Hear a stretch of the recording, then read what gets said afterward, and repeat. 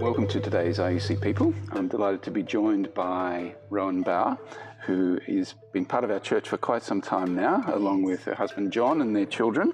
So welcome, Rowan. Great to have you with us today. Thank you. So Rowan, I know a big passion in your life in recent years has been U-Turn. Yeah. And our church has recently made some connections with them. Would you like to tell us a little bit how you got involved with that and what it's all about? Well, it all started when I met John. Okay. I met John, we got married, and we were living on Greenwood Road. And he was getting very frustrated with me because people were coming to the door looking for assistance. And I'm the sort of person who's compelled to, I can't say no, I need to do something. And he was frustrated with how I was responding. And so he said, well, there's a shop on Imam Haran called U-Turn. Let's go and chat with them. And so we went, and I met a lady called Chrissy that day there who told me her story and how she'd come through homelessness and was on the other side of it. And she told me about vouchers. And it was a bit of a light bulb. I had a bing moment. I thought, that's really simple and makes really good sense. And so I started giving U-Turn vouchers out. And I did that for about 2 years. And just explain what a U-Turn voucher is. Right. And I should, because they no longer exist. So U-Turn vouchers were little green pieces of paper that was really as useful for the person giving it as the person receiving it. But someone who was in need on the street, when they sort of came to your window, instead of inching your car forward and looking, shifty or rolling your window up, you could look the person in the eye and say, I can't give you money. I know that that's not going to help you and I can't give you food, but what I can give you is this voucher. You can go to U-Turn, you can get food, you can get clothing. More importantly, you're going to get put in touch with a development program with skills and rehabilitation and all these cool things. You might even get work. And, sometimes people get very angry and they kind of take it and toss it away. In some ways, it's quite a good litmus test because you really get the sense of who really, really needs that help. And the people who would take it would, go off and access the help. I once had a guy go, I got my shirt here. He was really excited and happily took it. But that's the U-Turn voucher. It's been replaced by the My Change voucher. And so I was giving the voucher out for a very, very long time. Really loved it because you can really look someone in the eye. You have a solution. You have something that can connect you to the person that you feel confident in. And then I had children and I started feeling ready to go back into the world of work, and a job came up at U-Turn. And it was quite an interesting one for me because U-Turn is Christian. And I just kind of actually really started on my journey back into my faith. I'd done quite a long detour around ashrams and all sorts. But so I was a little bit nervous about working in a ministry. It felt a little bit full on, just really constant. But I went for the interview, and after the interview, I really wanted the job. And I really felt that if I got that job, that would really be something of a calling. And I'd never really had that feeling before. And the job itself, what was the role? So the job itself was actually, it's grown into something much bigger than what it was. It was a fundraising officer role. So writing grant applications and reporting and a little bit of a hamster wheel, which I was happy to go into. But the role very, very quickly evolved into something more like partnership development. So I landed up being on a lot of the community WhatsApp forums where people were asking about homelessness or getting angry about homelessness. And I would be on those forums responding and providing solutions and explaining the limitation and the boundaries that we face within our city around homelessness. Working with businesses. By the time I joined U-Turn over 5 years ago, City had never funded U-Turn ever. And there was no relationship with the city of Cape Town. And so that was something I started really knocking on their door and building a relationship with City, because I knew we would never affect the kind of change, the level needed and scale needed if we didn't work with city officials. And there's a beautiful relationship now developing with the city of Cape Town. And I think they They value the advice that we give them. It's very much an advisory relationship that we have with them now. Do they fund you? And they fund us, Yes. which is great. But for me, more importantly, their policies are changing. So instead Yes. of them funding soup kitchens and beds for the night, they're starting to think in a way about how to get people off the street, because that's the foundation of U-Turn's work, is how do you not just put a Band-Aid on the problem. I think Robert really did a beautiful sermon around U-Turn at some point here at Rowan Bauer United, where he spoke about the gentleman at Beautiful Gate and the difference between throwing money at a person compared to facilitating the person to stand up and walk through. And they may think they want money in that moment. They think that that's what they need. But really, you know, they don't even begin to know their capacity and their potential. And it's only when they start walking that they go, wow, I didn't know I could walk. So how does U-Turn go about taking people from begging on the street, sleeping on the street, in some positive direction? You know, what are the steps? So it really does start off with the voucher. Yes. Someone on the street is looking for assistance. A kind member of the community gives them a voucher. They ideally take the voucher and they come to U-Turn's First Phase Centre. So when they come to the First Phase Centre, there's food and clothing. So you're taking care of your basic needs. If you know anything about Maslow's hierarchy of needs, you're taking care of those basic needs for the person so that they can then start working on all the other things. And that immediately starts happening at Phase 1. So you don't ever come to U-Turn and just access a meal and then walk away. There's all sorts of programs around it, which we're called Ignite now. It's called Change Readiness programs. So there's group therapy. They'll do strange things that most people wouldn't even see as therapy, like a drumming circle. Homelessness is very isolating. So you are isolated from society and from your family, very often from the people around you on the streets, because there's mistrust of people stealing your belongings or attacking you in the night. And so the act of drumming with other individuals who are homeless on the street and the staff, you've got to start listening to what other people are doing with the beats. They make you drum on your neighbor's drum and then you cross over your hands. And it's a very subtle way of starting to try and rejoin the dots between the individual who's homeless and what's happening around them and connecting them back to community. So that's one of the important things that happens. And the other thing that is probably the most powerful is reminding them of who they are. Because by the time they land up on our doorstep, they have so deeply lost their sense of potential and dignity and worth. And so every service centre that U-Turn has formerly homeless clients who are, we call them champions. They're in our third phase.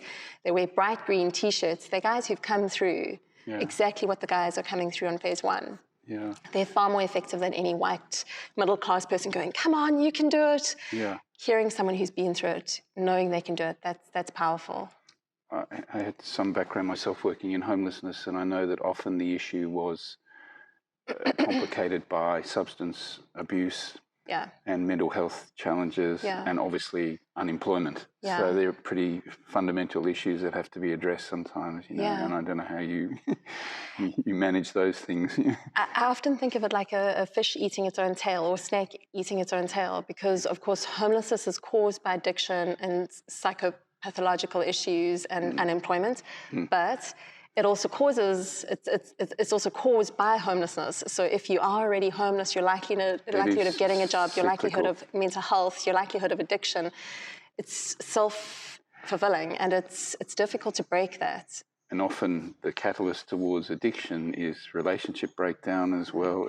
I think in the 5 years that I've worked at U-Turn, I think that's the fundamental, consistent thing I've noticed along everyone who's landed up on the streets is a lack of a family support basis. So whether it's because their family have died and they're relying on other relatives, or it's because there's a breakdown in the family structure. So you might have a father who's abusive or a mother who's abusive. It might be that one parent has died and a step-parents come in and that's abusive. It almost always comes down to not having that family support, someone to fall back onto and say, I lost my job, it's a hard time, can you help me? They haven't got anyone to fall back onto, which is why U-Turn really focuses on building their independence. We're not trying to fix a whole family. We want that one individual to be able to stand on their own feet, and then slowly, slowly, they can start to repair the extended relationships around them. Yeah. Okay. So let's go back a bit. Okay. So tell us where you were born, where you grew up, and some about your early years, your family, and your schooling. Okay, yeah. I can. I think it's a little bit less interesting than talking about U10, but I'm happy to share. I'm a Vali. So if you're an Aussie, you might not know what a Vali is today, but that means what used to be the old Transvaal. Yes. So Gauteng is my place of origin, specifically a tiny little backwater town called Springs. Yes, I've been there. I know Okay. So not much going on there, actually, apart from some industry. But I was born there and grew up in Pretoria. My parents divorced when I was 2, which I think had quite a big impact on me. I think it does on any child. And grew up around Centurion, going to Irene Primary School, which was an amazing school. Had a river running through it. Jan Smuts used to have a farm there. And after your parents divorced, did you stay with your mum? Or? Yeah, so I stayed with my mum. And siblings? I've got lots of siblings, mainly sisters. So we're 6 girls. Wow. So three sisters from my parents' first marriage, and my parents then remarried. Yeah. They've got beautiful partners, and although there were some wobbles at the time getting to know our parents, they now have long, stable, happy relationships. I do think it was for the best that my parents separated. And so then I've got 2 sisters through my dad's remarriage and a sister through my mum's remarriage. Wow. So, okay. All girls. Yeah. Okay. So you grew up with your mum. Yes. And 3 sisters. Yes. And around... Well, 4 sisters with my mum's remarriage. Yes. Okay. And your mum remarried quite soon after, so you had a stepdad you grew up with. Yes, yeah. Right. And school, how was that?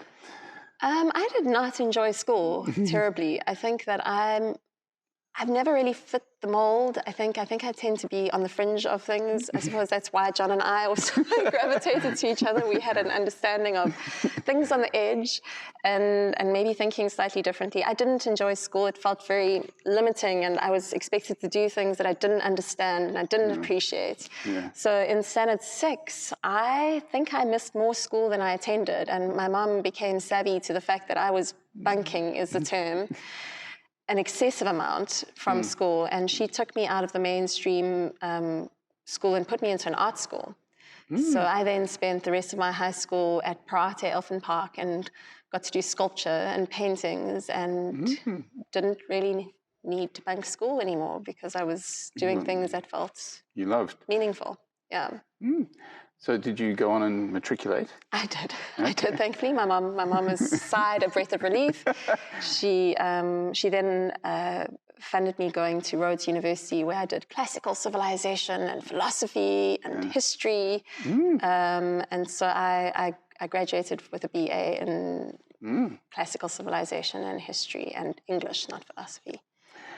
And did you have a sense of what after university? No, and this is something I've always admired, people who really have a clear sense of what they can do and really run at it. It took me a long time bumbling around to really figure out. I think I've only now, in my 40s really, started to get a good sense of who I am and my purpose. I bumbled around, went off to pay off my student fees in the UK, sold gas door to door, which was deeply depressing, but taught me an enormous amount about maintaining your sense of positivity in a space that's very heartbreaking. That was in the UK? That was in the UK. In London? Or? In and around the boroughs of London, knocking on doors, also for some time around the Bath area. I actually did quite well, but it was a heartbreaking, soul-destroying job because you have so many doors slammed in your face. It'll be drizzling and you'll sort of be late evening and see the warm glow of families inside their houses, and you're on the outside about to knock on yet another door that might be slammed in your doors in your face. So I used to do things to buoy my spirits, like sing I'm a Little Teapot, short and stout, before I knocked on the door so I could have a little ridiculous smile on my face as I knocked. Yeah. So from Rhodes, did you go straight to the UK, and it was To like pay off the student debts, yeah. okay, so and just as an adventure, and did you know anyone, or why the UK? And But I'm okay. I really enjoy meeting people. So I didn't really know anyone. I'd saved up. I went over, found myself a little room in a digs with a lovely lady, Kate, such a gentle lady, and started making connections with people. And then eventually started getting into more of a communications role. So I started writing a column for a monthly glossy free mag called In London. It was run by a wild and very, very unsavory Aussie. Apologies, Simon was his name, but he, I think he may have changed, but at the time he was a little bit overbearing and not my favorite boss. Yeah. But I learned a lot. I got to interview bands and write wonderful things happening in London. And then from there went into PR and then met a Bulgarian who was a bookie. And he got the opportunity to go to Rome and said, well, do you want to go to Rome? And I'm half Italian, couldn't speak a word of Italian, and thought, yes, that would be wonderful. And so went to Rome. And lived in Rome for a period? Lived in Rome for about 6 years. But what was wonderful is that just before going to Rome, I'd done an adults course in HTML and CSS. And when I arrived, I did what every English person does when they arrive in Rome. I taught English to various corporates, but saw a job come up with the United Nations World Food Programme for an online editor. And I'd been doing some online editing through the magazine I'd been working with in London. Applied for the job, and really I was... If I'd been applying with a world of candidates, would not have been the best fit for the job. But I think in Rome, the number of English-speaking people who knew coding, who had some online editing capacity was limited. And so I got the job. And that really shifted the trajectory of my life. So I worked with them for about 4 or 5 years, learned an enormous amount. Eventually became a little bit disheartened by the amount that they were paying their staff. I will never earn quite as much as I earned working with the United Nations, and felt really what I needed to be doing was giving back to South Africa and back to my home. I also had a bit of a spiritual awakening. So I had... With the UN, you're often on a contract basis where you have to take a month break between the next contract beginning and ending. And so I'd taken a month and I'd lived in an ashram for a month. My mom had been Buddhist growing up. Later, around the age of 14, she had had her own faith journey and had studied theology and then became a Presbyterian minister. Wow. And my response to that was to feel very, very angry with Christianity because it had stolen my mother from me. She was no longer mine. It was quite a strange world for me. I felt that I did not fit in with the Christian community that I was meeting. It felt as though there was almost a country club and I wasn't wearing the right clothing. And I really struggled to identify. Well, just a couple of questions there. I mean, the Christian thing in Rome, I mean, the home of Catholicism, were you involved in that at all, or was it a different... No, I wasn't, because at that stage I was very angry with Christianity. So instead I went down the line of Hinduism. And this is why I was staying in an ashram for a month, is I've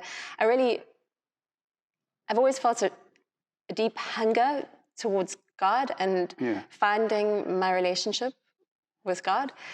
But I really struggled with it. And the ashram was amazing. It was really beautiful. I learned a lot. We'd wake up at 4:30 in the morning and do, meditation and chanting. And I think we meditated for about 3 or 4 hours every day. There was yoga for another 3 or 4 hours, and the rest of the time was spent in service. So I would be working in the kitchen, singing songs and chanting. And so I learned a lot. And, the temple itself, in the front of the temple was a great big image of Ganesha. To the one side was Muhammad, and on the other side was Jesus, which was fascinating for me. And what I learned in that space was a sense of ownership in my relationship with God. I realized that I was very much a tourist in the world of Hinduism, and I learned a lot. It gave me the opening to come back to Christianity, which was my home space, but with a certain sense of ownership of my own faith. So instead of feeling like I was being dictated to on what I had to believe and how I had to believe it, that I could come into the space again with question marks. Yes. And so that was the journey back to Christianity. But it started with that sort of spiritual crisis in Rome. Well, can I just go back even further to where the journey with Christianity started? You said you're half Italian, so is it your father who's Italian? Yes, my father is Italian Catholic. Oh, right. And my mum is South African, now Presbyterian minister. Presbyterian. And growing up, did you attend a Presbyterian church or? Not initially. So as I say, in the early years, my mum was Buddhist in my early years. My dad was Catholic. They divorced when I was 2. And so on the weekends that I was visiting my dad, we would go to Mass. And my dad was quite fervent about going to Mass, although not very he didn't speak overtly about faith. It was just what you would do on a Sunday is you'd go to Mass. Like a ritual rather than... Yeah, I didn't really identify with what was happening in Mass, although, I think now I would see it quite differently. I didn't have that inroad into it for me to understand what was going on. And with my mom, it was really around the age of 12 that she and my stepfather had a moment of spiritual awakening. Really quite profound for her, where we then started going to a church in Midrand, St. Saviour's, which was actually a really lovely space. It was a great intro for me into Christianity, that space. Right. She was studying theology, and then she was later on ordained.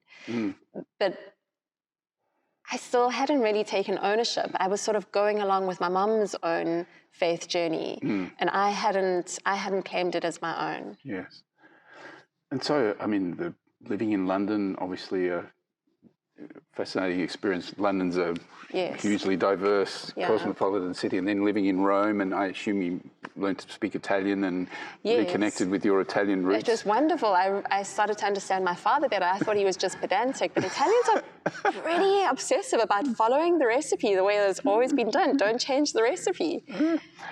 And what took you there was a relationship with a Bulgarian, was it? Yes. And that's... A really wonderful guy, such a gentle giant, yes. Yeah, right, but that didn't last. No, it didn't last. It wasn't right for me.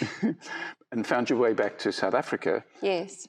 But did that bring you to Cape Town, or was it back to Joburg? It took me back up to Joburg, and I was still consulting with the United Nations, so I was earning through them, and I started studying at Wits, so I started doing first year and second year simultaneously psychology.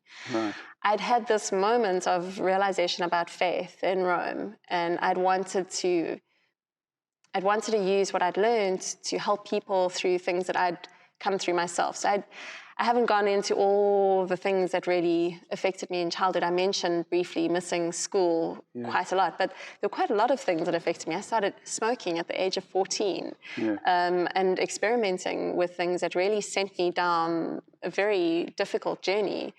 But that finding of faith had helped me to switch all of those things off almost instantly, and to find a sense of peace and a sense of purpose and a sense of owning the ground that I stand on and going, I belong here, I'm part of this. And I wanted to share that with others. And I felt that psychology, people coming, looking for psychological help, if I could combine that with faith, that was powerful. Right. And so I did first year and second year simultaneously, did very well, was excited, wanted to do some neurology, and only UCT, it's the only university currently with a neurological department. So that's neuropsychology department.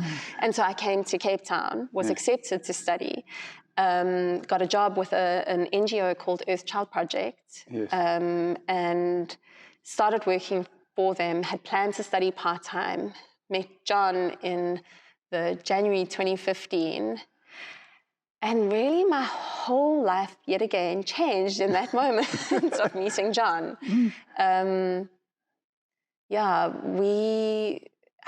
He's a very unusual character who opened up a whole world in really quite a compelling way. I don't think I'd ever really fallen in love until I met John.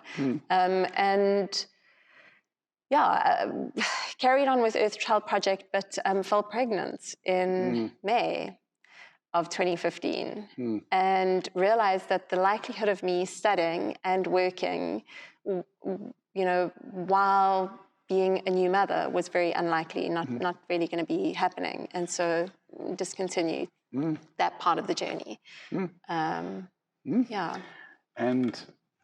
married to John. Yes. And 2 children. Daniel and Ava. Yeah. And how's that been? Motherhood. Was motherhood something you aspired to? Or? No. So when Ava was born, I was 36 years old. And I'd really was quite content with being the best aunt in the world.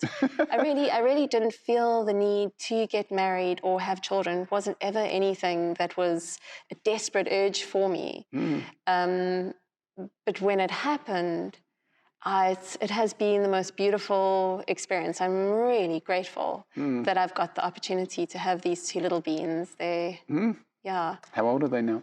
So Ava is now 6, turning 7 in January. Her and John share a birthday. 6th of January, she turns 7, and Daniel is turning 2 in February. Okay. But you've managed to combine motherhood with U-turn these past few years. How's that been? I'm the sort of person who throws herself full-heartedly into something. And it has been tough because U-turn became a real driving force in my life, not for work reasons, but because I was deeply moved by the people coming through the program who had overcome enormous odds and came through the other side and saw just the tremendous potential of the individuals who are on our streets. I couldn't look at someone who was homeless anymore and just see grime. I was looking through and seeing, potentially a teacher or a counselor or a media and, media salesperson or...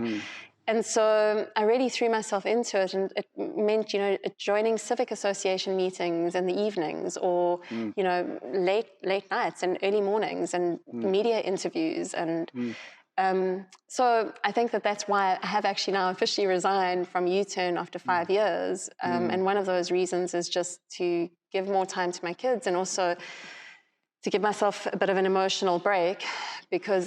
it's demanding and... emotional and draining and work. It's hard to sustain for a long period, I'm sure.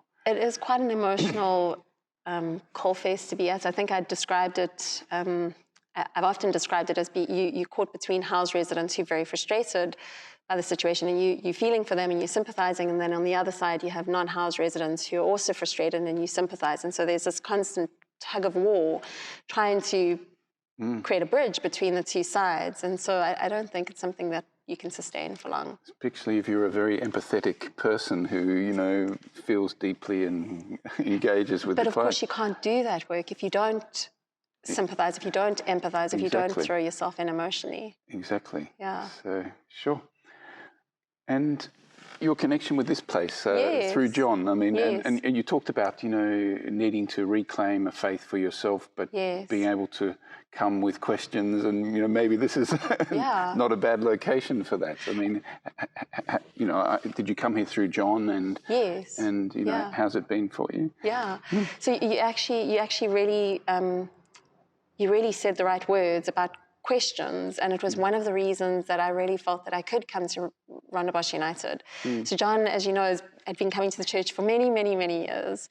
And faith is really important to John. I think a lot of people in the art world are surprised. He has quite a flamboyant personality, but he's actually really quite stable and conservative in many ways at the root of who he is.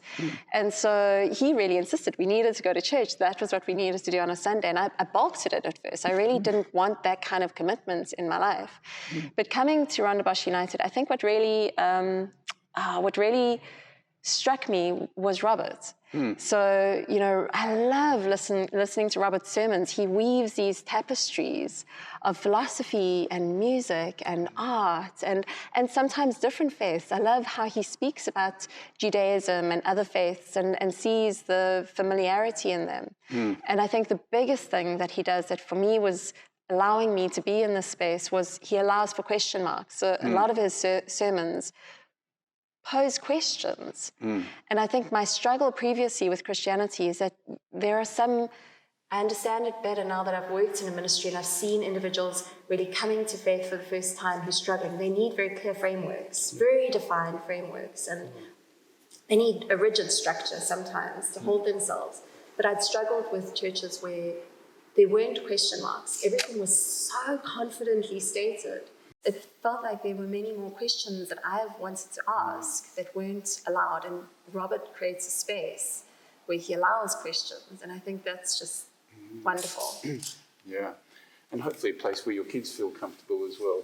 Well, yes, actually, very often there's a Sunday morning where you wake up and you think, oh, I could just lie in bed a little bit longer. Maybe today we won't go to church. But Ava actually holds us to it. She says, Mom, you promised we go to church today. So she really enjoys the circus. The Holy Circus. It's a draw for her. Mm. You talked about your study of Rhodes, sculpture and the fine arts, and you're married to an artist. Does your interest in that persist these days? Do you enter into John's pottery world or pursue your own fine arts things, or is U-turn and motherhood not allowed for that at the moment? So what shifted for me is my understanding of creativity and poetry and art. I used to believe that it was a making process, that you've got to get your hands, you've got to be drawing or writing, and that it's a making. And what shifted for me, John is so completely the artist, the physical artist in our home. For a while, I went through a crisis, and it didn't feel there was room for me to create, but I've found so much creativity in the work that I do now. The ability to join dots between resources or ideas that people have and connect them so that you can add to a greater cause. And there's poetry everywhere. For example, something for me that I hadn't seen before in faith is poetry. Yes. And so there are things like the word ruach. There's a gentleman who sells books outside Olympic Bakery. His name is Ruach, and he has the most amazing selection of books, a lot of them faith-based books, and he's just beautiful. He's like a little angel. He's always got a smile. He's a wonderful person. And it was about 2 years after meeting him that I heard the word Ruach again, and I hadn't understood I didn't understand the significance of his name. Ruach, it's spirit, it's breath of God, and you say it sounds like Ruach, it sounds like breath. Yes. And so I then went back to him and said, I understand your name now. And he said, yes, when I was a child, I stopped breathing. My lungs collapsed. And when I was brought back, my mom said, I will call him Ruach. There's art and poetry everywhere around us. And so it does persist, but in a different way. Yeah. And Rowan, what does fun look like for you? How do you, what makes you smile and come alive? Gosh. When you're relaxing or having fun. Yes. That's changed quite a lot for me too. I love stories. I really love meeting people. I think that's one of the things that John and I do very well together, is that we're always out and about.